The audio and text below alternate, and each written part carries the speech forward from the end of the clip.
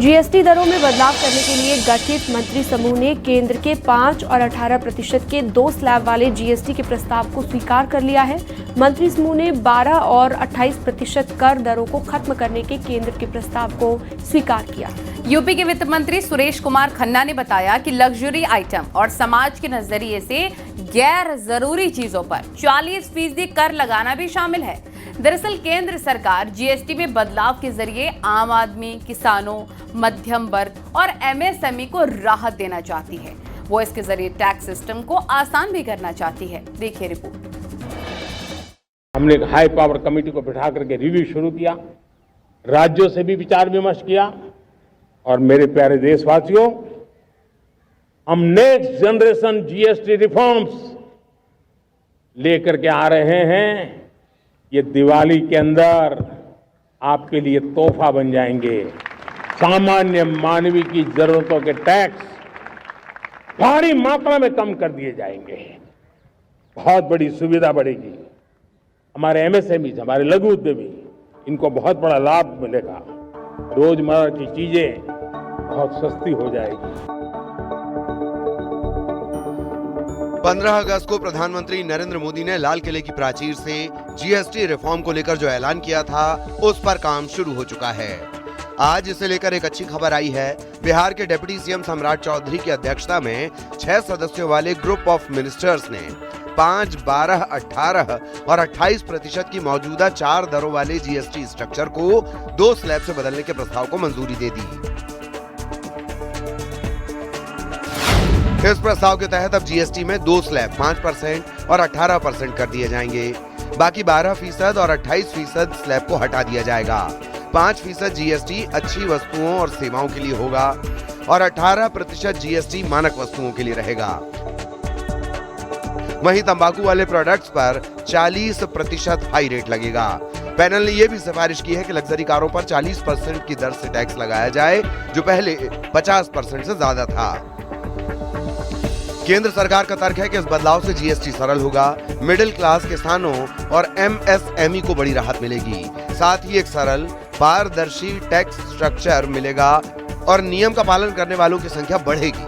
अगर GST council मंत्री समूह की सिफारिशों को मंजूरी देता है तो 12% के तहत आने वाली 99% वस्तुओं को 5% वाले टैक्स स्ट्रक्चर में डाला जाएगा, जबकि 28% स्लैब के दायरे में आने वाली 90% वस्तुओं को 18% वाली कैटेगरी में शिफ्ट कर दिया जाएगा। मंत्री समूह ने व्यक्तियों के लिए स्वास्थ्य और जीवन बीमा पर जीएसटी छूट देने के केंद्र के प्रस्ताव की भी समीक्षा की, जिससे सरकार पर 9,700 करोड़ का बोझ पड़ सकता है। कुछ प्रस्ताव जो है 18 के जो है 12 के 5 में आ गए, हाँ। कुछ 12 के 18 में चले गए। लेकिन जो 28 वाला है, जिसके लिए 40% का स्लैब बनाया गया है और आगे कुछ ही प्रोडक्ट्स हैं जो अत्यंत लग्जूरियस गुड्स है या सिन गुड्स है, उसके ऊपर 40% का प्रपोज किया गया। स्टेट्स को कैसे कॉम्पनसेट करेंगे जी? स्टेट्स ने, आपने कहा कि स्टेट्स को कॉम्पनसेट किया जाए। नहीं, उनकी मांग थी ये। हाँ। दूसरी बात यह है कि केंद्र सरकार भी अच्छी तरह समझती है कि भाई जब हम किसी लार्जर इंटरेस्ट में काम कर रहे हैं तो निश्चित रूप से रेवेन्यू पर प्रभाव तो पड़ेगा ही। हालांकि अभी ये अंतिम फैसला नहीं है, ये सिर्फ मंत्री समूह की सिफारिश है। अंतिम मुहर जीएसटी काउंसिल में लगेगी।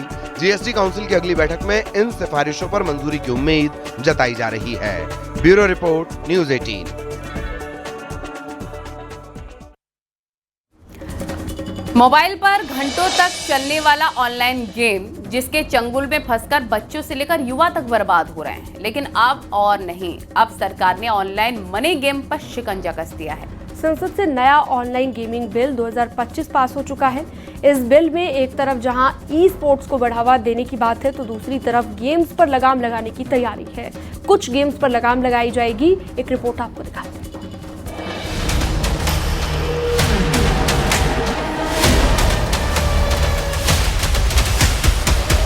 कहीं क्रिकेट पर सट्टा, कहीं ताश की बाजी पर सट्टा, कहीं लूडो पर सट्टा, तो कहीं किसी और खेल पर सट्टा। सट्टे का ऑनलाइन बाजार है, जहां खरीदार हैं करीब 45 करोड़ और गंवाए जा रहे हैं हर साल करीब 20,000 करोड़। ऐसी ऑनलाइन गेमिंग एप्स की भरमार है जहां खेल के नाम पर पैसों का खेल धड़ल्ले से चलता है। लेकिन अब दिन लग गए हैं और सरकार ने ऑनलाइन खेल के नाम पर हो रही सट्टेबाजी पर नकेल कसने के लिए कदम बढ़ा दिया है। ऑनलाइन मनी गेम्स को बैंकिंग सिस्टम के जरिए लेन देन करने से रोका जाएगा। ऑनलाइन मनी गेम्स के विज्ञापन या प्रचार प्रसार पर पूरी तरह से रोक लगाई जाएगी। बिना रजिस्ट्रेशन वाले अवैध गेमिंग प्लेटफॉर्म्स पर सख्त एक्शन लिया जाएगा। ऑनलाइन गेमिंग बिल में निगरानी के लिए एक स्वतंत्र नियामक प्राधिकरण बनाया जाएगा। अवैध गेमिंग प्लेटफॉर्म चलाने वाले को 3 साल की जेल या 1 करोड़ रुपए के जुर्माने का प्रावधान होगा।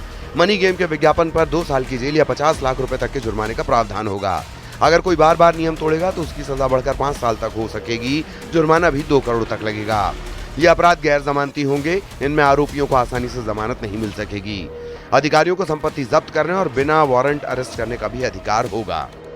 सवाल यह है कि आखिर सरकार को बिल के जरिए ऑनलाइन मनी गेम्स पर शिकंजा कसने की जरूरत क्यों पड़ी?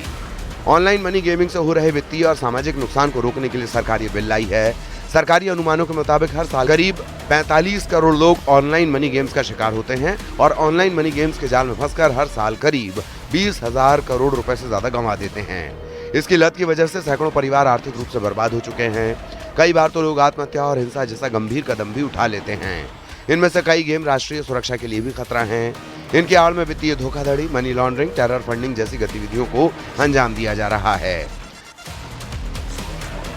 आज संसद ने हमारे मध्यम वर्गीय परिवारों को, मिडिल क्लास फैमिलीज को और युवाओं को, छात्रों को, उन सबको जो एक बहुत बड़ा नशा समाज में फैल रहा था ऑनलाइन मनी गेमिंग का, उससे मुक्ति दिलाई है। और साथ ही साथ ई स्पोर्ट्स और ऑनलाइन सोशल गेमिंग जो कि समाज के लिए उपयोगी है, उसको प्रमोट करने के लिए अथॉरिटी बनाने वाला बिल आज पास किया है।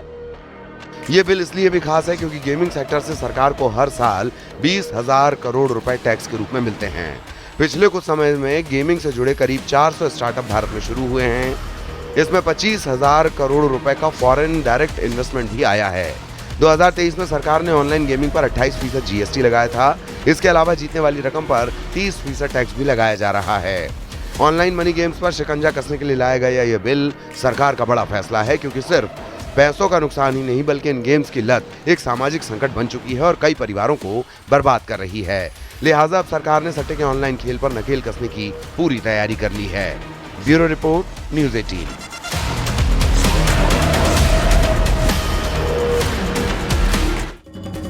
डिंपल यादव के 2012 में निर्विरोध जितवाने वाले भूपेंद्र चौधरी के आरोप पर राजनीति गर्मा गई है। भूपेंद्र चौधरी ने कहा, कन्नौज में एसपी ने 2012 में डिंपल यादव को निर्विरोध चुनाव जितवाया, किसी को नामांकन तक नहीं करने दिया।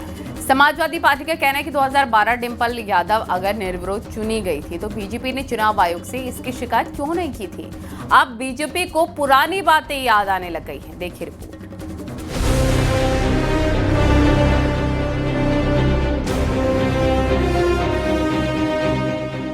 यूपी बीजेपी अध्यक्ष भूपेंद्र चौधरी ने विपक्ष के चुनाव आयोग पर सवाल उठाने पर बड़ा हमला बोला। भूपेंद्र चौधरी ने कहा कि लोकतंत्र को सबसे ज्यादा कमजोर करने का काम एसपी और कांग्रेस ने किया है। इमरजेंसी किसने लगाई, ये सबको पता है। कन्नौज में एसपी ने 2012 में डिंपल यादव को निर्विरोध चुनाव जितवाया, किसी को नॉमिनेशन तक नहीं करने दिया। किस प्रकार से कन्नौज में समाजवादी पार्टी ने 2012 में श्रीमती डिंपल यादव को निर्विरोध चुनाव जिताया, किसी को नामांकन तक नहीं करने दिया। तो ये पिछले चुनावों से जिस प्रकार से माननीय मोदी जी के नेतृत्व में, योगी जी के नेतृत्व में लोगों का विश्वास भारतीय जनता पार्टी की कल्याण, गरीब कल्याण की नीति और नेतृत्व के प्रति लोगों का विश्वास है, उससे ये बौखला करके इस प्रकार से संवैधानिक संस्थाओं को अपमानित करने का काम कर रहे हैं और ये निश्चित रूप से देश के लोकतंत्र के हित में नहीं है। डिंपल यादव के 2012 में निर्विरोध जितवाने वाले भूपेंद्र चौधरी के आरोप पर राजनीति गर्मा गई है। भूपेंद्र चौधरी के बयान का समाजवादी पार्टी के प्रवक्ता ने जवाब दिया है। उनका कहना है कि अगर ऐसा था तो 2012 में बीजेपी ने इलेक्शन कमीशन में शिकायत क्यों नहीं की। अगर हमने निर्विरोध चयनित कराया था या रिटर्निंग ऑफिसर ने निर्विरोध घोषित किया था, हमने कब कहा था भूपेंद्र चौधरी से कि आप जाके चुनाव आयोग में शिकायत मत करिए। इलेक्शन पिटीशन कर सकते थे, शिकायत कर सकते थे, करते की भी थी। इलेक्शन पिटीशन हुई थी, हाईकोर्ट ने खारिज कर दी। बीजेपी का कहना है कि पिछले चुनावों से लोगों का विश्वास पीएम मोदी और योगी की नीतियों पर बढ़ा है, जिससे विपक्ष बौखला गया है और संवैधानिक संस्थाओं का असम्मान कर रहा है। वहीं एसपी और कांग्रेस वोट चोरी और एसआईआर के मुद्दे पर मुखर हैं। उत्तर प्रदेश, उत्तराखंड।